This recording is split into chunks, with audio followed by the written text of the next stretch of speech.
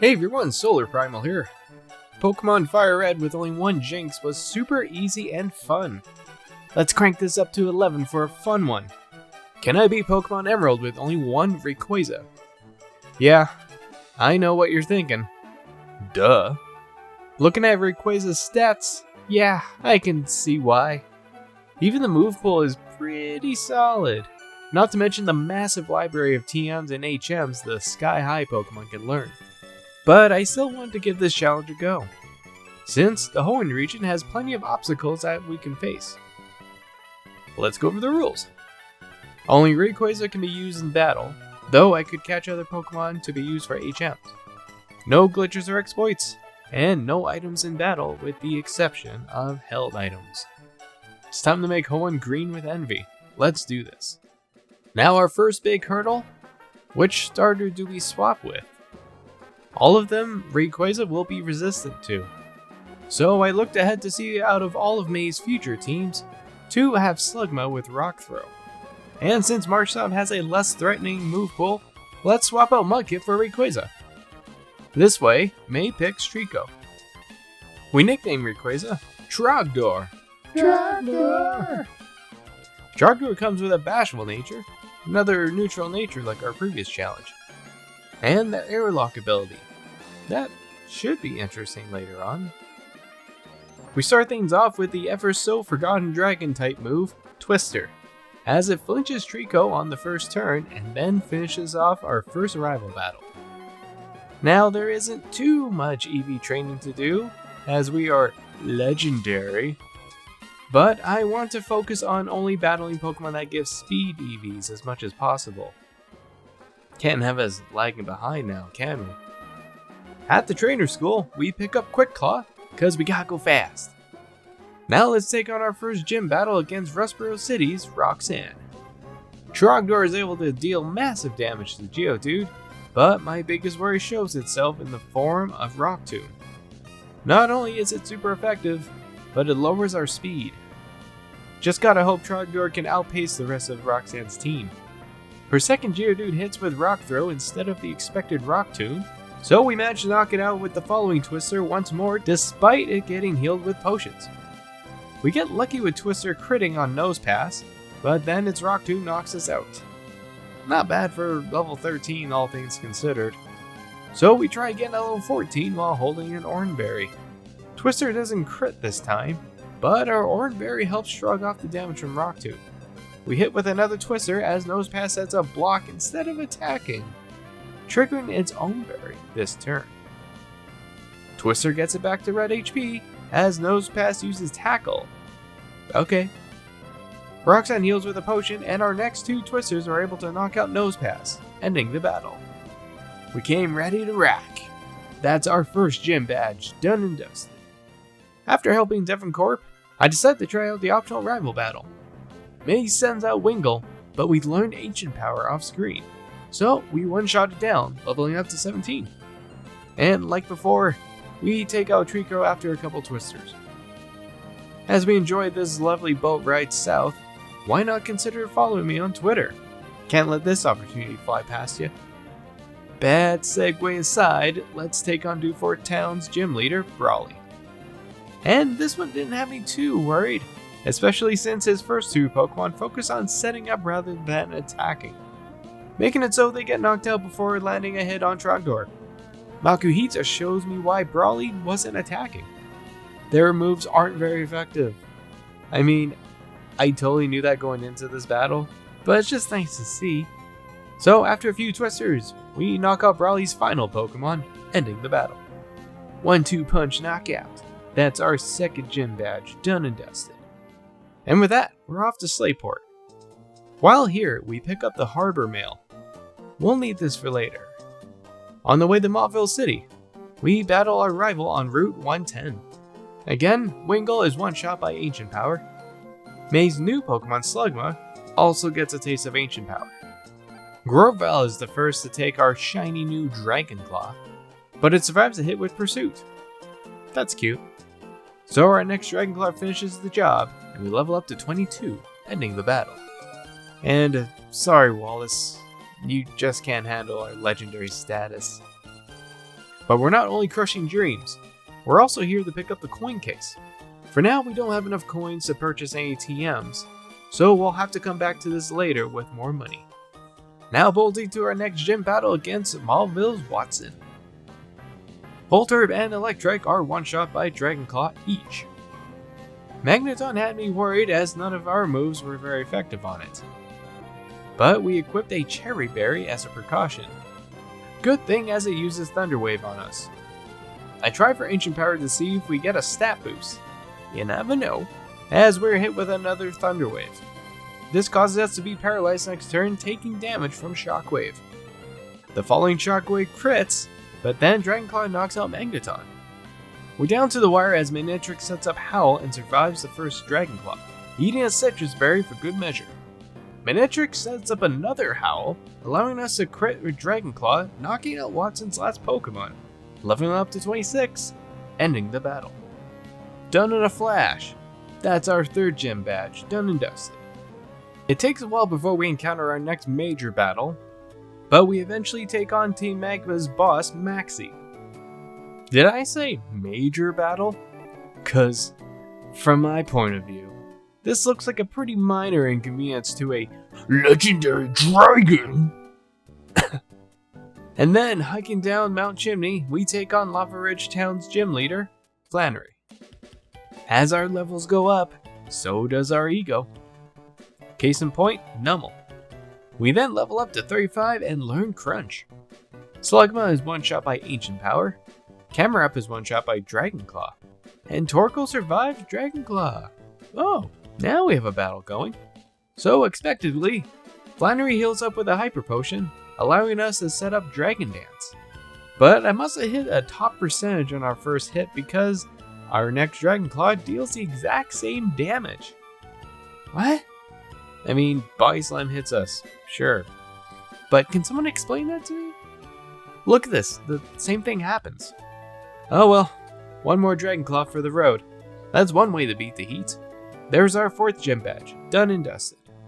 Hey, PostPrimal here. I looked it up because I was curious.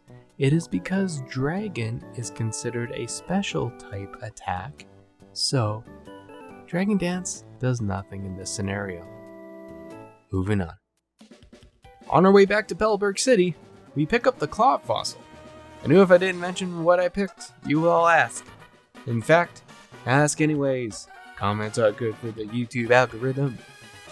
With that out of the way, we take on Pelberg City Gym Leader, Norman.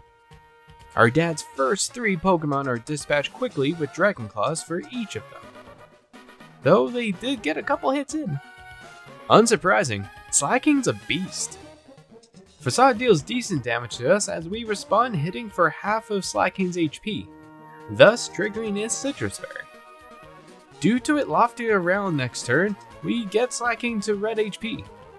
But Norman heals Slaking back up with a Hyper Potion and we hit with another Dragonclaw. As if to predict this would happen, Slaking is stuck lofting around again, allowing us to hit with 2 more Dragonclaws, knocking it out, ending the battle. Just a plain and simple victory. That's our 5th gym badge, done and dusted. On our way back, stopping over at Mauville City, we help Watson out with his new Mauville issue, and he rewards us with TM24 Thunderbolt. This will very much come in handy against the next gym. But before that, as we make our way towards Fortree City, we encounter our rival once more. And as you could guess, May doesn't give us a whole lot of trouble. We even level up to 40 before finishing off her team and barely taking any damage. Just kinda sad. After that, we take on the Fortree City gym leader, Winona. And yeah, Thunderbolt is easily able to knock out the majority of her team with the exception of Altaria, who goes down to a Dragonclaw. And Tropius, who survives the first Thunderbolt, gets healed up, and takes a couple crunches before going down. Pelipper and Skarmory are then both finished off with 2 Thunderbolts, ending the battle. Flying by this gym, that's our 6th gym badge, done and dusted. And after a long trek down to Lily Cove City, we take on our rival one more time. This was the battle I hoped would get me a little worried, but The Slugma that knows Rock Throw goes down before it does anything. So as a result, the remainder of May's team is easily wiped out. Before we proceed with the gyms, we address the Team Magma plot. And with that, we battle their boss, Maxie. Mightyena is one shot by Dragonclaw. Camerupt tanks Dragonclaw and uses Rock Slide, dealing a decent chunk of damage. Boys. Unfortunately, a Super Potion doesn't heal enough for Camerupt to survive the following crunch. And then Crobat is one shot by Thunderbolt. Now on to take on the Mossdeep City twin gym leaders Tate and Liza. Taking a page out of MDB's book, we have a Magikarp Company Trogdor into battle. Xatu is one shot by Thunderbolt. And as Solrock is sent out, Claydol uses Earthquake. And guess who's the only one that can be harmed? Yep, Magikarp. And after they smash our like button, speaking of which, you should smash the like button if you're enjoying the video as well. Like how Trogdor uses Crunch on Claydol, knocking it out in one shot. Lunatone is sent out and Solrock sets up Sunny Day. Solrock's stay wasn't long as it is also one shot by Crunch. Though this is where I made a huge mistake, as Lunatone sets up Calm Mind on itself. This causes it to survive Crunch. Though Lunatone's special defense does get lowered, this also allows it to set up Light Screen to bring that special defense right back up. To top things off, Lunatone eats a Citrus Berry. Great. We go for Dragon Dance, because I'm an idiot. I forgot Crunch is considered a special attack in Generation 3, so this was a bit of a useless move to do here. Lunatone bolsters itself even further with another Calm Mind. Things don't look too dire as Crunch gets Lunatone to red HP, but then Trogdor is put to sleep with Hypnosis. Yeah. Not only does Lunatone become healed back to full, but we take a Psychic while asleep. Luckily Light Screen wears off, I guess. But then Lunatone uses another Calm Mind. So even when we do wake up, Crunch does a little less damage, and then Lunatone's next Psychic knocks us out. Alright, noted. Don't let Lunatone set up. Okay, trying again. We end up in the same position as before, but this time, we aim Crunch at Solrock, knocking it out in one shot. And Claydol uses Psychic after Lunatone is sent out. Trogdor then crunches down Lunatone right away as we are hit by another Psychic from Claydol, who is then knocked out by a final Crunch. I can see the future! That's our 7th gym badge done and dusted. Taking a quick breather, we team up with Steven to battle Team Magma. This wasn't overly difficult, I just thought it was fun to see, so I'm showing it off on how this battle went. Things actually got interesting with the use of Swagger, as it caused our side to hurt itself by confusion. Metang had a bit of better luck hitting, even raising its attack with Metal Claw. Trogdor felt more like a bench warmer at this point, though we do get a hit in to knock out Crobat. Sadly, after a couple Earthquakes, Metang goes down. The same can be almost said about Aggron, as it nearly goes down to a single Earthquake, only to be knocked out next turn by a Crobat's wing attack. It's okay, because Trogdor saves the day with Thunderbolt. You're welcome. On the chase for Team Aqua, we pick up TM26 Earthquake and teach it to Trogdor, completing our moveset for the run. And now, we take on Team Aqua's boss, Archie. As you would suspect, Archie isn't that much of a fight either for us, as we achieve a flawless victory against his team. And I gotta say, how funny is it that we need a Rayquaza to separate Groudon and Kyogre from their Flex Off, when we literally have one in our party? Oh well, you do you, big bro. But with that out of the way, we take on Sootopolis City Gym Leader, Juan. Thunderbolt makes quick work of Love Disc. The same goes with Kingdra with Dragonclaw. And then back again to Thunderbolt on Sealeo. Wishcast proves tough by surviving Dragonclaw to respond with Water Pulse. Juan heals Wishcash back to full, so we go for Crunch to help soften him up.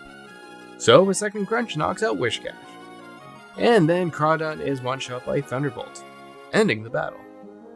Juan must be feeling washed up. That's our 8th gym badge, done and dusted. And surprise, surprise, we have a final battle against Wally as we traverse through Victory Road. But despite Wally's confidence, his entire team is swept away to our mighty legendary sky-high Pokemon. Sure, we've been fairly overleveled for a good majority of this challenge, even though I skipped as many trainers as I could. Anyways, moving on. We arrive at the Pokemon League and deposit our HM users. Now, here are our stats going into the Elite Four. Leave your final guesses if we can win or not.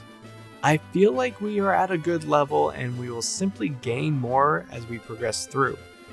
Some of the Elite Four could surprise me, but we shall see. First is Elite Four Sydney. Now, despite Mighty Anna's Intimidate, Dragonclaw can still one-shot it down, keeping the good times going by knocking out Absol, Swifttree, Cacturn, and Crawdont. No sweat.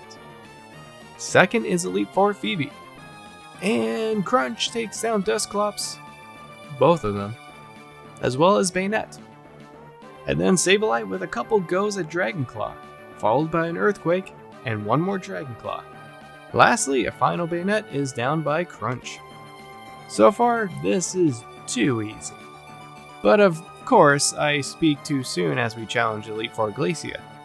We can handle Sea Leo just fine with Thunderbolt. It is the Glalie where we encounter trouble.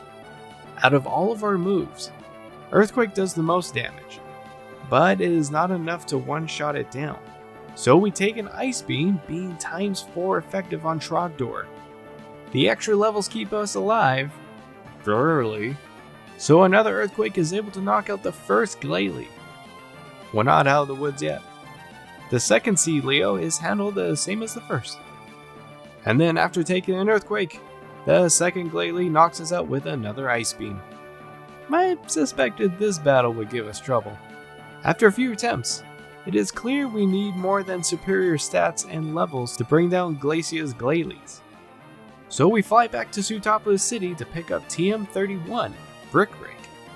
On this new attempt with Brick Break at hand, we can finally one-shot the first Glalie down. I honestly thought Earthquake would have been able to aid us better in the end, but oh well, it's Brick Break to the rescue. Time to speedrun. Next is Elite Four Drake. And yeah, aside from Shelgon protecting first turn, we sweep Drake's entire team with Dragonclaw. Talk about going from cold to hot. I mean, I know the phrase is hot and cold, but this just fits better with our timeline. Moving on, we battle Champion Wallace. Wailord is one-shot by Thunderbolt and we level up to 64. Tentacruel is Tentarude as he survives our Thunderbolt and hits Trogdor with Ice Beam. So after a heal up and a couple more Thunderbolts, Tentacruel is down. Seeing how that just went, I was worried about how well Milotic would go, and yeah, a single Thunderbolt isn't enough as Milotic responds with an Ice Beam, knocking us out. Just a few more attempts later and we're back, leveling to 69 after downing Wailord. Nice. Tentacruel is finally outmuscled and goes down to Thunderbolt. Milotic, on the other hand, remained vigilant as it hits with Ice Beam. We stand a better chance now, however, being at full HP. And even though Milotic heals itself with a Citrus Berry, the next Thunderbolt knocks it out. Gyarados, as usual, is one-shot by Thunderbolt. Happy Boy Ludicolo is tough, and Dragonclaw is more effective than Thunderbolt in this situation. Even so, Ludicolo sets up Double Team, so I'm a little worried. Wallace heals up Ludicolo with a full restore, so we use Dragonclaw again. Luckily, somehow we never miss, and the third Dragonclaw knocks out Ludicolo. Finally, Whiscash is up and another Tangymon takes Dragonclaw, surviving to use Surf. Okay. Here I was half expecting to get knocked out, but nope. So one more Dragonclaw is enough to knock out Whiscash, ending the battle, crowning us the champion. Just like the Jinx run before us, we finished this challenge at level 69. And with that, we did it! We beat Pokemon Emerald with ONE RAYQUAZA. I'm sure this doesn't come to too much of a surprise for most of you, but we did it. A win's a win. Yay. But we're not completely done with this run yet. We got an optional boss battle against Steven Stone. And it goes like this. Skarmy is one-shot by Thunderbolt. Claydol survives the first crunch to use ancient power. No matter at the next crunch knocks it out. Cradilly takes Brick Break and sets up Ingrained, allowing it to heal itself a little bit each turn. But we get lucky next Brick Break being able to knock out Cradilly. Sharkdo uses Dragon Claw on Armaldo, who then responds with Ancient Power, dealing a lot more damage. Thankfully, the next Dragon Claw is enough to knock it out. Brick Break is ×4 weak against Aggron, but it is also very tanky. So we're only able to bring its HP down to 1/4. And Aggron's own Dragon Claw knocks out Trogdor. Not bad for our first try, but with a bit of levels, I think we got this. For an extra little push, we go collect the items needed to exchange for a Shell Bell. We were good for the whole run without it, but I think it's about time we pick it up. So we try again at level 77. Yes, I searched the Horn region for rare candies to speed up the level grind. By the time we reach Aggron again, we are in better shape. This time, we try for Thunderbolt being a special attack. We get a bit of HP back from Shell Bell, and Aggron still flexes its Dragon Claw at us. And then the next Thunderbolt knocks out Aggron. Progress. Lastly is Metagross. And before you say anything, yes, I definitely could have gotten Flamethrower for this battle, but I didn't. Get over it. So Thunderbolt gets Metagross to about half as it hits with Meteor Mash, and we survive with 6 HP. Sadly, our only hope is to crit on the next Thunderbolt. And that's no good. We're gonna need just a few more levels.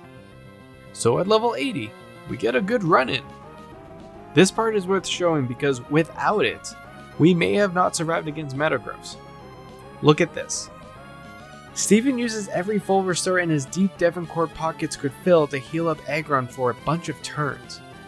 This results in us using Aggron as a juice box to slowly heal ourselves back up. That leaves us at 193 HP going into our rematch against Metagross. Knowing Trogdor can't one-shot Metagross, we go for Crunch instead, hoping its special defense would lower. A little top up from Shell Bell, and we take a Meteor Mash going down to 95 HP. And Metagross's attack rises. Oh no. Oh no. We then go for Thunderbolt, hoping for a miracle, and our prayers are answered with Metagross becoming paralyzed. This causes Metagross to not attack this turn, healing with its Citrus Berry instead. So with the stars aligning, Trogdor uses a final crit Thunderbolt to knock out Metagross, ending the battle. And here we go. This is where our run officially ends. Thank you all for your continued support. If you're new here, consider subscribing and leaving a comment down below on your suggestions for future challenges. For our next challenge, can I beat Pokemon Heart Gold with only one Sudowoodo? You ask for it, and you shall receive. Though I will say, the next challenge may take a bit. As, if you didn't see my recent post, we have a baby. So most of my time will be dedicated there. I will be trying to work on these videos whenever I get a chance. Which is another good reason to follow me on Twitter because I update on there almost every day. So until then you guys, this is SolarPrimal signing out, and bye for now.